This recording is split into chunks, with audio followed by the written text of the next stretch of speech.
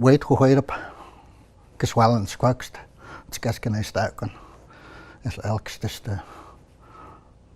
Mike Archie from Northern Shuswap Tribal Council, and the purpose of doing a recording this morning is to help educate and help transfer some knowledge and experience that I've had to those out there that might either be thinking about dancing or a lot of our cultural traditions need to be passed down, and the teachings that we have. So I've had a lot of teachers in my time, and talking about the history of our Sewepan people, our Northern Shuswap, and in areas of out in the mountain or out by the river, things like that. Those types of educations, those protocols, those are the things that we do naturally in our lives as First Nations people.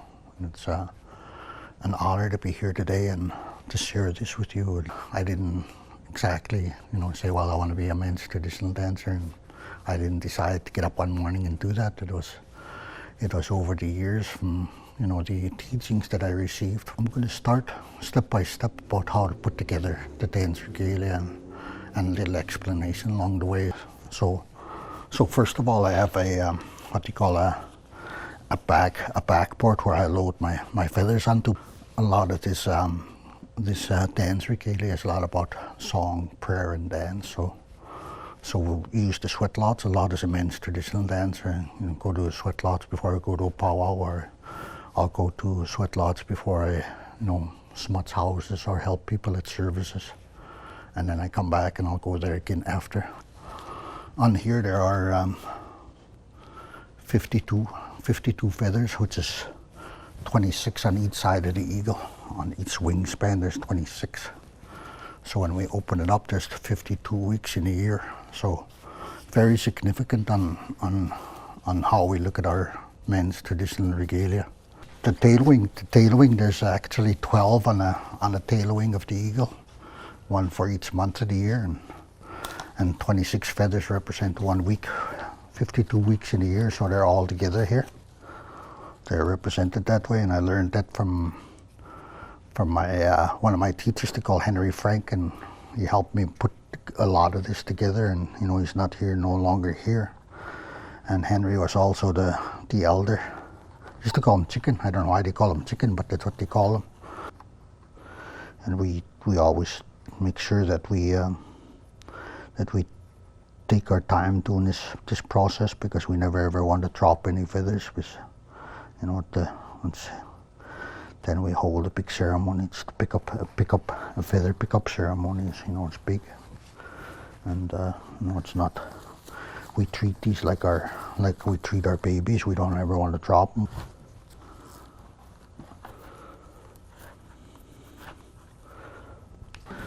Take this is the back part of the eagle, and it's put in the center, called the centerpiece.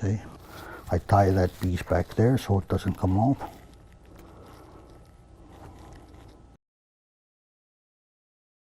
These roaches are made out of porcupine hair, and it takes a lot of work to do those.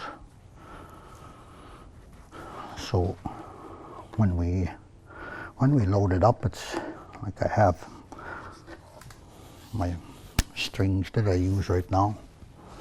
I'll lay it over top, and then I'll push them through. So a lot of people after roaches, they actually stop around there, but to keep the shape of the roach, like I have some bear grease that I'll put on here, and it'll hold shape. It's important to maintain that roach, and just to always remember that dancing out there, there's people looking for prayers, and a lot of people want pictures, and it makes them happy. So you stop for those things, and you take pictures with the children, because they're the ones that are so intrigued by the dancing.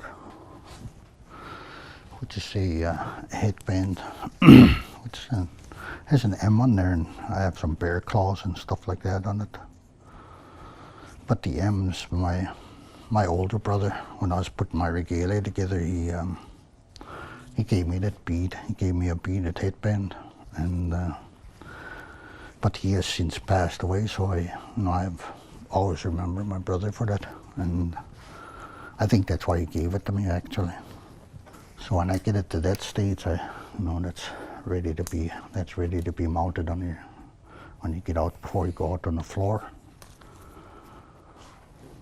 This shield is, it's a form of telling the stories, and it's a form of protection. And this is part of the eagle as well. And this is the oldest piece, one of the oldest pieces. And it's used as just a staff.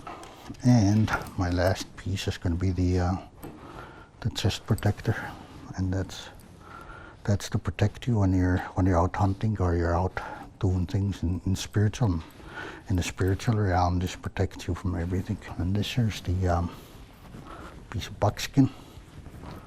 This here comes from one of my brothers out at Alkali Lake.